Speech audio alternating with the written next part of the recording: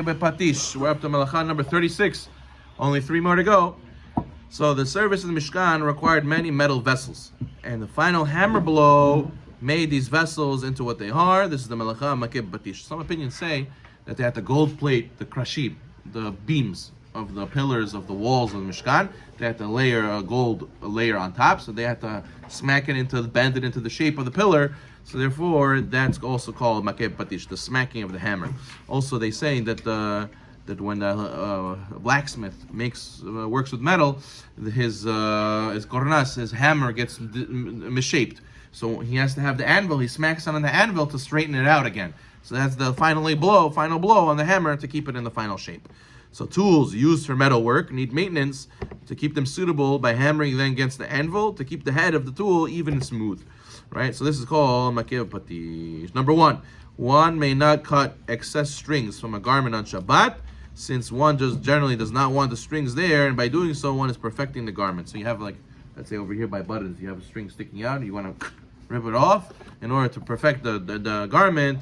This is asur. 2, one may remove a thorn that's caught in the fabric of your clothing. Since you're not repairing it, you're just removing a hindrance.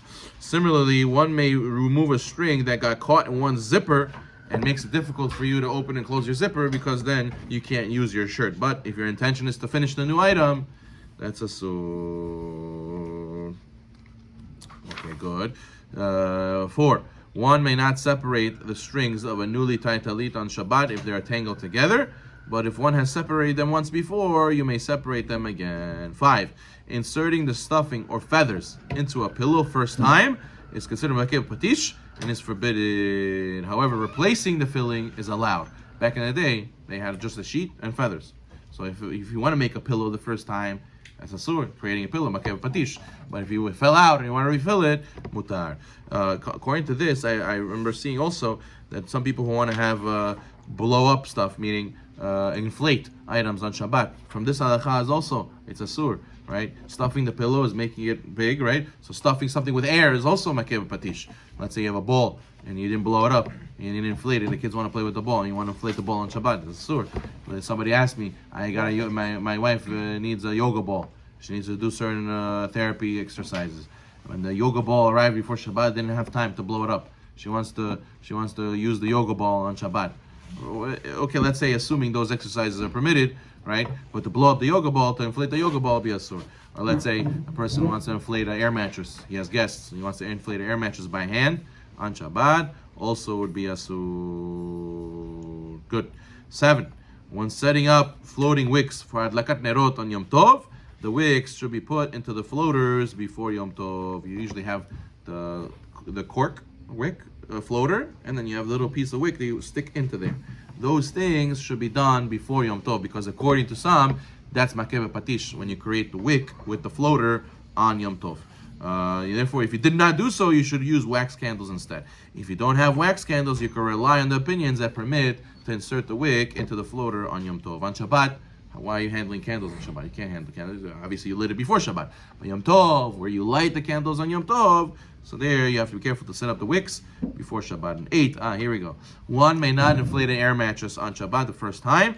However, if it was already inflated before, one may re-inflate it on Shabbat, even with the use of a non-electrical pump.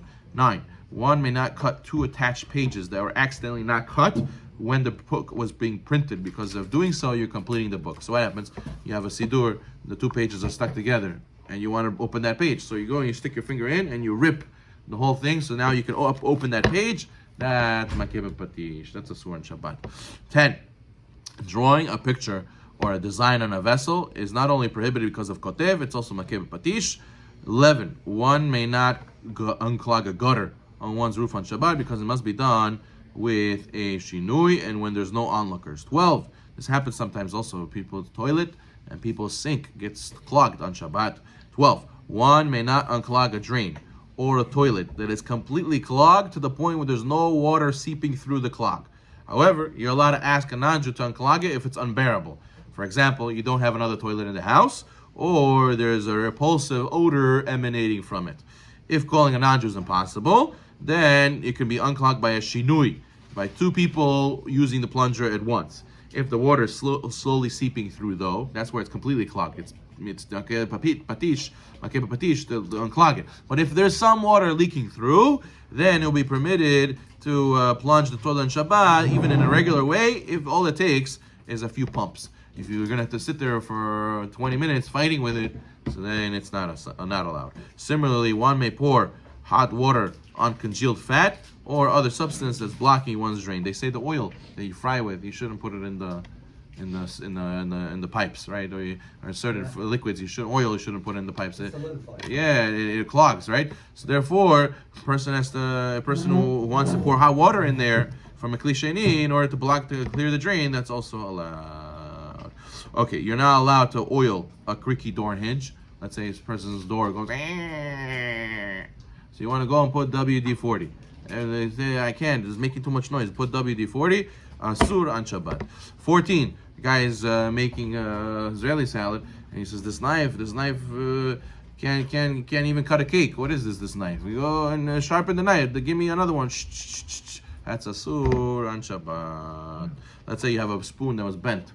To bend it back into shape is also Asur. 16, we'll end with this. Shoelaces that tore or slipped out are allowed to be reinserted in the shoe into the shoes were not as functional without the laces. Similarly, one could insert new shoelaces into shoes on Shabbat. This is only able to be done if the shoelaces fit into if the holes of the shoelaces fit are wide, or there's a metal ring surrounding where the shoelace is inserted. Putting new shoelaces in a new shoe should preferably not be done on Shabbat. Okay, we'll stop over here. Baruch Amen.